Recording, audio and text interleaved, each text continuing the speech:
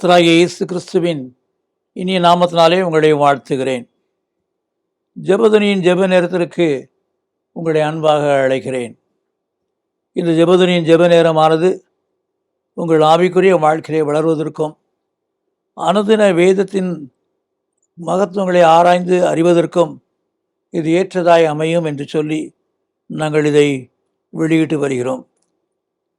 யோபுடைய வாழ்க்கையின் தொடர்ச்சியை நாம் பார்க்கிறோம்.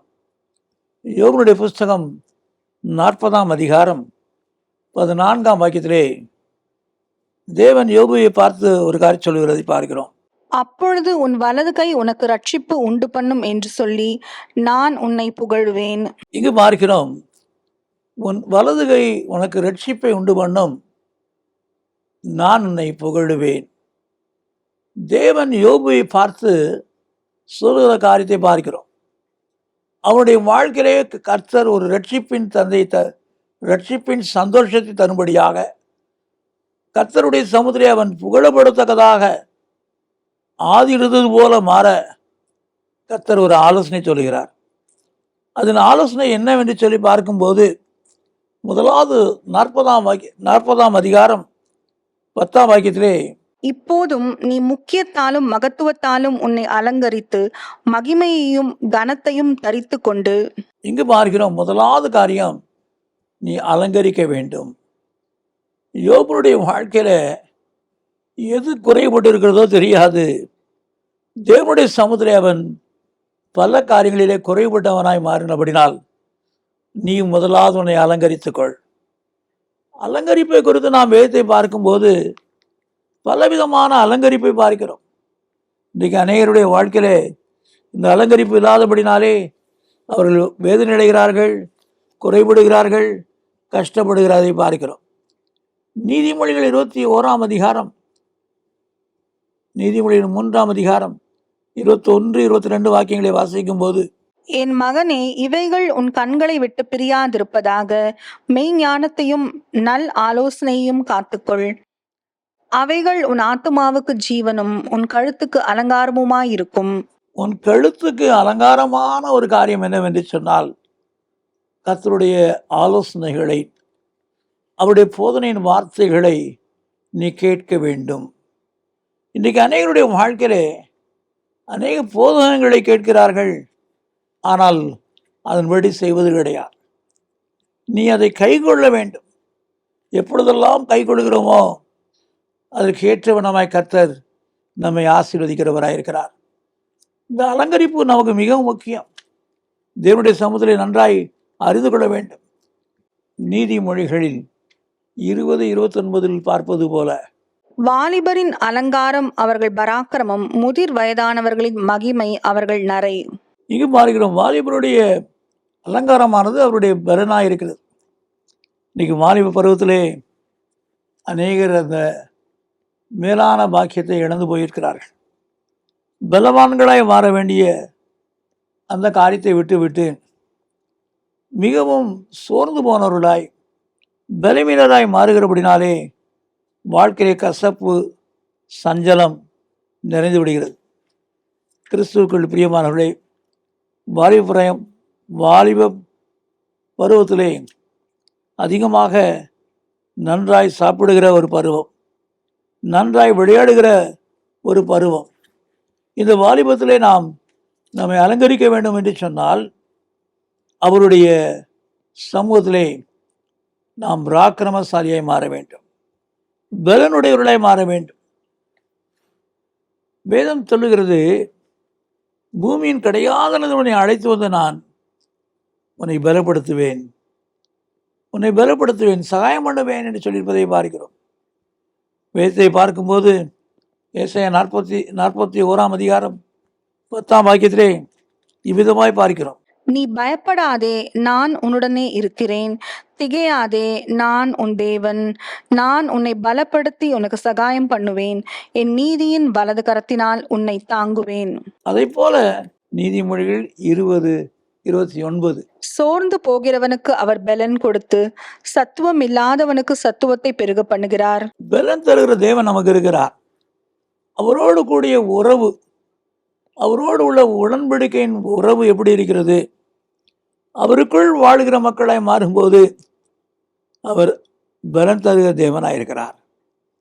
அந்த பலத்தினாலே நாம் நிறைந்து வாழுகிற மக்களாய் மாறிவிடுவோம்.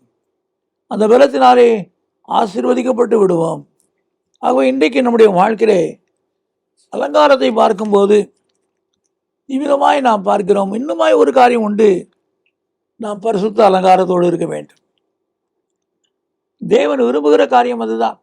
29ஆம் சங்கீதம் 2ஆம் வாக்கியத்திலே, கர்த்தருடைய நாமத்திற்குரிய மகிமையை அவருக்கு செலுத்துங்கள், பரிசுத்த அலங்காரத்துடனே கர்த்தரை தொழுது கொள்ளுங்கள். பரிசுத்த அலங்காரத்தோடு அவரை தொழுது கொள்ளுங்கள்.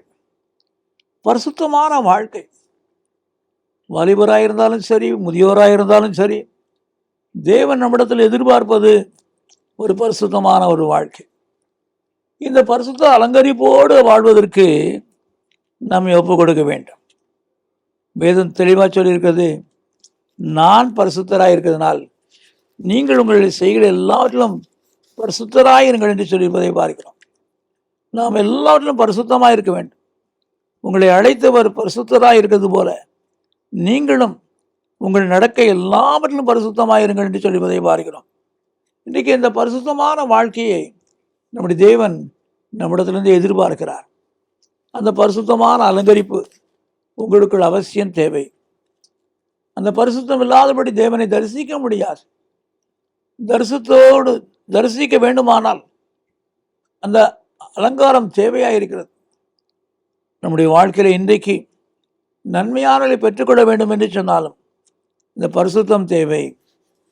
ஆகவே இன்றைக்கு நம்முடைய வாழ்க்கையிலே அவர் அருளுகிற, அவர் சொன்னபடி அந்த பரிசுத்தமான வாழ்க்கையை சுதந்திரித்துக் கொள்வோம். நம்மை பரிசுத்தப்படுத்துகிற தேவனுடைய சமூகத்திலே நம்மை தாழ்த்தி ஒப்புக் கொடுக்கும் போது அவர் நம்மை பரிசுத்தப்படுத்தி அந்த பெரிதான அலங்காரத்தினாலே அவரை தொழுது கொள்ளவும் அவருடைய பிள்ளையாய் ஜீவிக்கவும் அவர் உதவி செய்கிற தேவன் என்பதை மறந்து விடவே கூடாது. இன்னுமாய் அலங்கரிப்பை குறித்து பார்க்கும்போது 1 பேருடைய புஸ்தகம் 3ஆம் அதிகாரம் 4ஆம் வாக்கியம், அழியாத அலங்கரிப்பாய் இருக்கிற சாந்தமும் அமைதலுமுள்ள ஆவியாகிய இருதயத்தில் மறைந்திருக்கிற குணமே உங்களுக்கு அலங்காரமாய் இருக்க கடவது, அதுவே தேவனுடைய பார்வையில் விலையேற பெற்றது. இங்கு பார்க்கிறோம், அவருடைய சமூகத்திலே நம்முடைய பண்புகள், குணாதிசயங்கள் அமைதியுள்ளதாக இருக்க வேண்டும். அமைதியுள்ள ஆவியினால் நிறைந்திருக்க வேண்டும். இன்றைக்கு அநேகருடைய வாழ்க்கையிலே வாயாடியாக சதா பேசிக்கொண்டே இருக்கிறவர்களாக இந்த உலகத்தின் காரியங்களை குறித்து தர்க்கம் பண்ணுகிறவர்களாக இருக்கிறார்கள். ஆனால் வேதம் சொல்கிறது, அமைதியுள்ள ஆவி, தேவனுடைய ஆவியான நமக்குள்ளாய் நிறைந்து அந்த பரிசுத்தமான வாழ்க்கையில நிறைந்து அவரை தொழுது விடும்போது அது தேவனுக்கு ஏற்றதாய் பிரியமானதாக இருக்கிறது. அவை தேவன் இந்த யோபுக்கு ஆலோசனையாக சொன்ன ஒவ்வொரு காரியங்களையும் பார்க்கும்போது முதலாவது காரியமாக அவருக்குள்ளாக நம்மை அலங்கரித்து கொள்ள வேண்டும். அலங்கரித்து கொள்ள வேண்டும்.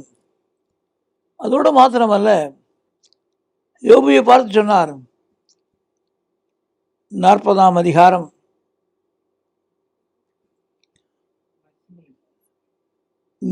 11ஆம் வசனத்தையும் 12ஆம் வாக்கியத்தையும் வாசிக்கும் போது, நீ உன் கோபத்தின் உக்கிரத்தை வீசி அகந்தை உள்ளவனை எல்லாம் தேடி பார்த்து தாழ்த்திவிட்டு பெருமை உள்ளவனை எல்லாம் கவனித்து அவனை பணிய பண்ணி துன்மார்க்கரை அவர்கள் இருக்கிற ஸ்தலத்திலே மிதித்து விடு. இங்கு பார்க்கிறோம், துன்மார்க்கரை ஸ்தலத்திலே மிதித்து விடு. கர்த்தராகிய இயேசு கிறிஸ்து இந்த மிதிப்பதற்குரிய அதிகாரத்தை கொடுத்திருக்கிறார். உங்களுடைய ஊழியத்தின் பாதையிலே, தேவனுடைய நாமத்தை பறைசாற்றுகிற அந்த பாதையிலே பெருமையோடு பேசுகிறவர்கள் உண்டு, அகந்தையாய் பேசுகிறவர்கள் உண்டு, எதிர்த்து பேசுகிறவர்கள் உண்டு. ஆனால் தேவனுடைய சமூகத்திலே அவளை மிதிக்க வேண்டும் என்று பார்க்கிறோம். லூக்கா 10:19 தேவன் நமக்கு அருளிய அதிகாரத்தை நாம் அறிவோம். இதோ சர்ப்பங்களையும் தேள்களையும் மிதிக்கவும் சத்துருவினுடைய சகல வல்லமையையும் மேற்கொள்ளவும் உங்களுக்கு அதிகாரம் கொடுக்கிறேன். ஒன்றும் உங்களை சேதப்படுத்த மாட்டாது. சர்ப்பங்களையும் தேள்களையும் மிதிக்கத்தக்கதான அதிகாரம். சர்ப்பம் என்பது பிசாசினுடைய காரியங்கள், தேள் என்பது வியாதி. இவைகளை மிதிக்கத்தக்கதான அதிகாரத்தை தம்முடைய பிள்ளைகளுக்கு கொடுத்திருக்கிறார். அப்போ இன்றைக்கு அருமையான சகோதரனே சகோதரியே, இந்த அதிகாரத்தோடு நீங்கள் கர்த்தருக்காக உழைக்க வேண்டும். உங்களுக்கு விரோதமாக எழும்புகிற சத்துருடைய எல்லா தந்திரங்களையும் மேற்கொள்வதற்கு மேற்கொள்ளுகிற மக்களாய் நாம் மாறுவதற்கு நம்மை ஒப்புக் கொடுக்க வேண்டும். ஊழியத்தின் பாதையிலே அவரோடு கூடிய உறவு உங்களுக்குள் அதிகமாக இருக்கும்போது சத்துருக்களை மிதித்து போடத்தக்கதான கிருபையை கர்த்தர் தந்து உங்களை ஆசீர்வதிப்பார். ஆக இன்றைக்கு இந்த வார்த்தைகளை கேட்கிற சகோதரனே சகோதரியே, யோபனுடைய வாழ்க்கையிலே ஆலோசனையாய் கொடுத்த, விடுதலைக்குரிய ஆலோசனையாய் கொடுத்த காரியங்கள் இவ்விதமாய் பார்ப்பதோடு அங்கு கடைசியாக ஒரு காரியத்தை பார்க்கிறோம். நீ கட்டி போடு 13ஆம் வாக்கியத்திலே, நீ அவர்களை ஏகமாய் புழுதியிலே புதைத்து அவர்கள் முகங்களை அந்தரங்கத்திலே கட்டி போடு. சத்துனுடைய தந்திரங்கள் எல்லாம் கட்டப்படும்படியாக, சத்துனுடைய எல்லா துர்க்கிலும் கட்டப்படத்தக்கதாக நீ ஆவிக்குள்ளான வாழ்க்கையிலே பலனடைந்திருக்க வேண்டும். ஆவிக்குள்ளான வாழ்க்கையிலே உயர்ந்திருக்க வேண்டும். அவ இன்றைக்கு நம்முடைய வாழ்க்கையில் அது இருக்கும்போது தான் சத்துருவினுடைய சகல தந்திரங்களையும் மேற்கொள்ளக்கூடிய பலனையும் ஆசீர்வாதத்தையும் தந்து நம்மை வழி நடத்துவார், நன்மையினால் முடிசூட்டுவார். அவருடைய ஆலோசனை யோபுக்கு கொடுக்கப்படுவதன் மூலமாக யோபு தன்னை ஆயத்தப்படுத்துகிறான், ஆசீர்வாதத்தை அடைகிறதை பார்க்கிறோம். கண்களை மூடி ஜெயிப்போம். எங்களை நேசிக்கிற அன்பு நிறைந்த இயேசு கிறிஸ்துவே, இந்த நல்ல வேலைக்காக நன்றி கூறுகிறோம். கர்த்தாவே, யோபுனுடைய வாழ்க்கையிலே நீர் கொடுத்த அலங்கரிப்புக்காய் நன்றி கூறுகிறேன். நீ சொன்ன ஆலோசனைக்காய் ஸ்தோத்திரம். அங்கே இக்கட்டுகள் எல்லாம் மாறும்படியாக யோபுனுடைய வாழ்க்கையிலே ஒரு பெரிய உடலின் வல்லமை இறங்கும்படியாக நீ தந்த ஆலோசனைகள் எங்களுடைய வாழ்க்கையிலும் தரப்பட்டிருக்கிறபடினால் உம்மை துதிக்கிறோம், ஸ்தோத்திரிக்கிறோம். கிருபை நிறையட்டும், தேவ தயவு கிடைக்கட்டும். இயேசு கிறிஸ்துவின் நாமத்தில் பிதாவே, ஆமென். இந்த நிகழ்ச்சியை பற்றிய உங்கள் கருத்துக்களையும் உங்கள் சாட்சிகளையும் உங்கள் ஜெப விண்ணப்பங்களையும் எங்களோடு கூட பகிர்ந்து கொள்ளுங்கள். கர்த்தருடைய நாமம் மகிமை அடைவதற்கும் எங்களை ஊக்குவிப்பதற்கும் அது ஏதுவாக இருக்கும். எங்கள் ஜெபதுனி மாத இதழ் தமிழ், ஆங்கிலம் மற்றும் சிங்கள மொழிகளில் வெளியிடப்படுகிறது. பெற்று பயனடையுங்கள். சகோதரர் அவர்கள் எழுதிய யார் என்னை விடுதலையாக்குவார், கர்த்தரை தேடுங்கள் என்ற புத்தகங்கள் தமிழ் மற்றும் ஆங்கிலத்திலும் வெளிவந்துள்ளன. மேலும் பாதைக்கு வெளிச்சம், ஜெயம் தரும் ஜெபங்கள் என்ற புத்தகங்களையும் ஜீவ கீதங்கள் என்கிற பாடல் புத்தகத்தையும் பெற்று பயனடையுங்கள். எங்கள் ஊழியங்களுக்காக ஜெபியுங்கள். ஒவ்வொரு மாதமும் 3ஆம் சனிக்கிழமைகளில் தோகமலை அருகே உள்ள இடையப்பட்டியில் விடுதலை ஜெப முகாம் நடைபெறுகிறது. பங்கு பெற்று ஆசீர்வாதம் பெறுங்கள். இதை குறித்து மேலும் அறிந்து கொள்ள எங்களை தொடர்பு கொள்ளுங்கள். எங்களை தொடர்பு கொள்ள வேண்டிய முகவரி: சகோதரர் சி. எபனேசர் பால், எண் 3, 6வது குறுக்கு தெரு, 5வது மெயின் ரோடு, ஸ்ரீனிவாச நகர், புத்தூர், திருச்சி 17, தமிழ்நாடு, இந்தியா. எங்கள் தொலைபேசி எண்கள் 0431 278 0938 மற்றும் 9842365132. எங்கள் மின் அஞ்சல் முகவரி prayer@jebadani.org. எங்கள் இணையதள முகவரி www.jebadani.org. Our contact address is Brother C. Ebenezer Paul, number 3, 6th Cross Street, 5th Main Road, Srinivasa Nagar, Puttur, Trichy 17, Tamil Nadu, India. Our contact phone numbers are 0431 278 0938 and 98423 Our email ID is prayer@jebadani.org. Our website is www.jebadani.org. கர்த்தர் தாமே உங்களை ஆசீர்வதிப்பாராக.